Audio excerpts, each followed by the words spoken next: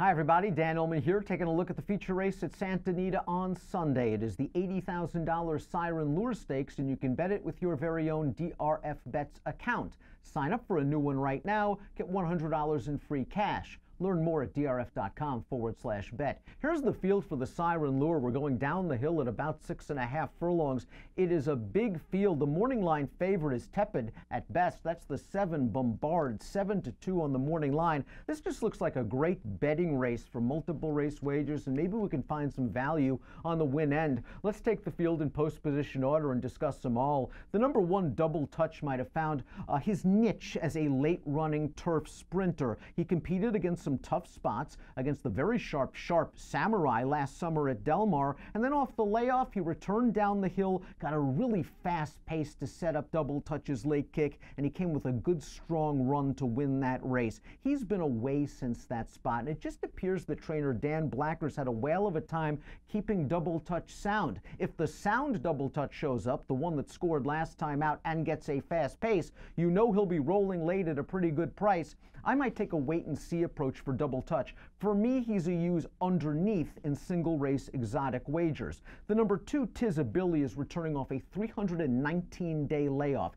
He does have a good amount of early speed, as we see from this Timeform US pace projector, which projects Tizabilly to get to the front. Tizabilly got to the front in his most recent start, way back in July of 2017. He was favored over Calculator, a pretty good horse in his own right that day, which tells you a lot about the form Tizabilly was in at that point. He is working very quickly for trainer Brian Coroner, but this layoff really is worrisome to me, and I would just think that horses like Mongolian Shopper and Sistrone and maybe 1 or 2 others are going to push him early. I'll need a wait and see approach for Tizabilly off of the layoff. The number 3 is Kama Sister, and Kama Sister is returning off a 309-day layoff as a new gelding for trainer George Papapadramu. This horse hasn't been seen since August of 2017, where he was completely compromised by a lack of pace in a 1-mile optional claimer at Del Mar. That was a good race. The winner, Master Marion, came back to win 2 stakes in a row with Beyer speed figures of 91 and 92.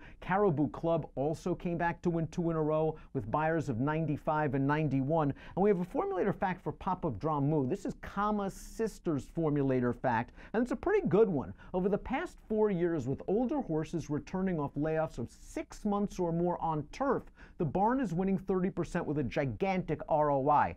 Kama Sister is 50-1 on the morning line, has been more of a middle distance horse throughout his career, still eligible for a now winners of 2 Life, and I wonder if this is a building block to something else down the road. The number 4 Gold Rush Dancer is returning off a 167-day layoff, and he just didn't seem the same after winning the Grade 3 Long Acres Mile on dirt last year. I loved the way he won the Long Acres Mile and thought he could do some good things against Cowbreds on the dirt in subsequent starts, and it just didn't work out. Maybe he was crying out for a break, and we haven't seen him in 6.5 months. This is a pretty versatile horse that runs well on turf, runs well on dirt.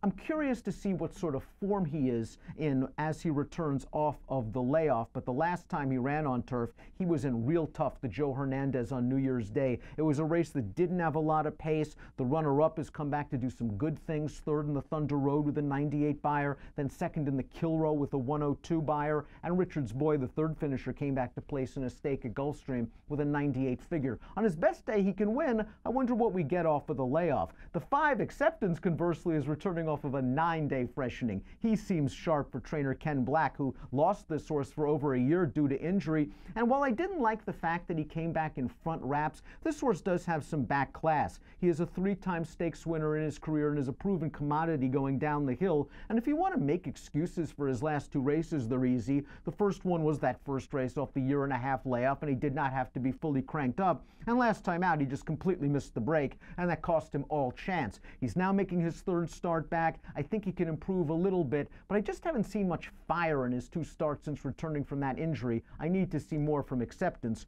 30-1 on the morning line. B Squared, the number 6, is a very logical horse. He won the Cal Flag handicap going down the hill back in 2017, and he's coming into this race in good form for trainer Doug O'Neill. I like cutbacks going down the hill, and B Squared is turning back after a good performance in a 1-mile race. Now, while he was beaten by the venerable veteran Soy Fett, who was something like 40-1 that day, B Squared probably found that mile distance just a little bit too tough, especially giving Soy Fett 4 pounds in the last furlong or so. I like him turning back. I like his tactical speed. He just seems like a very logical horse, capable of running Beyer speed figures in the mid-90s, and he wouldn't be as surprised in the slightest. Let's talk about the morning line favorite, the number 7, Bombard, who returned off a pretty long layoff in his own right last time out to score in an optional claimer going 6.5 furlongs for trainer Richard Mandella. I really liked that performance. That was a fast pace he was on. He tracked it 3 wide. He took over turning into the stretch, and then he got a little bit strange with his lead changes late. Understandable. It's something he's done in the past, and he might have been getting a little bit tired off of the long layoff.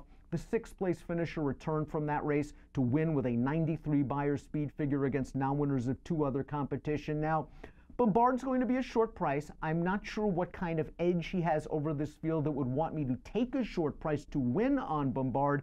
And trainer Mandella is something like 1 for 30 over the past 5 years, with last out winning older horses going second off the layoff on turf. So some things to consider, but Bombard did look good off of the layoff. Perfectly Majestic just doesn't win, and that's a shame because he usually picks up some nice checks. He's earned over $400,000 in his career, but his most recent score came back in November of 2016. His last race was pretty good in the Grade 3 All-American over a synthetic surface.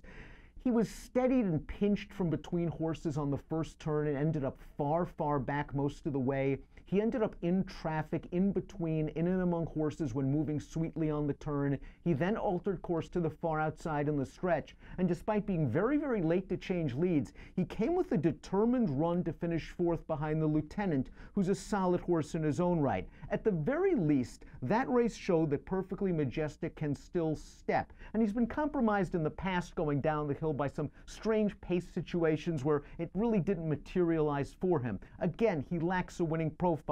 Winless over the last couple of years. Way more seconds and thirds than victories lifetime. But Perfectly Majestic on his best day classes up very well with these horses. And I like that last race and that he's cutting back now in his second back for trainer Bob Hess. Anatolian Heat arguably is the horse to beat.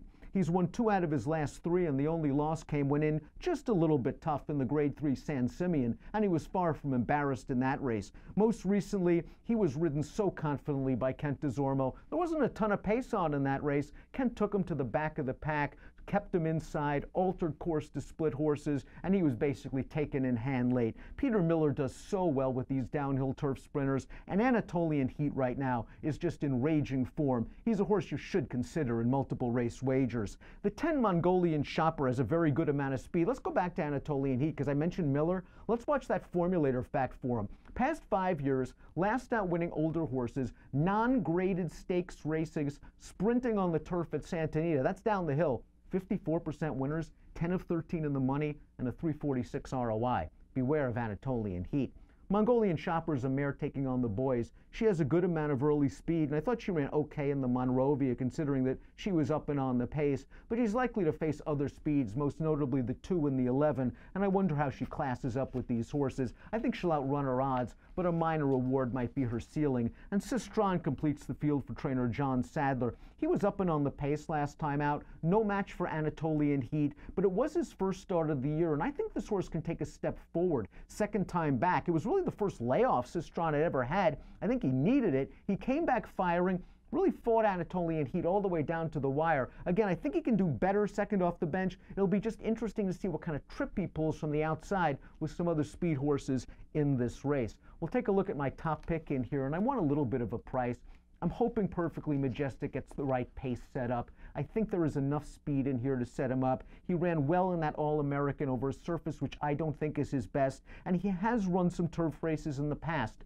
Good enough and fast enough to win this. He is 8-1 on the morning line under Corey Nakatani. In multiple race wagers, I'll key on Perfectly Majestic. I'll also use a lot of the number 6 B Squared, and I will use the 7 Bombard as a backup. I don't want that sharp horse knocking me out of any multiple race wager. Race number 8's the Siren Lure, and again, you can bet it with a new DRF Bets account. Sign up, get $100 in free cash. It's easy. Learn more at drf.com/bet. Approximate post time for the Siren lure is 4 o'clock Pacific on Sunday. Good luck.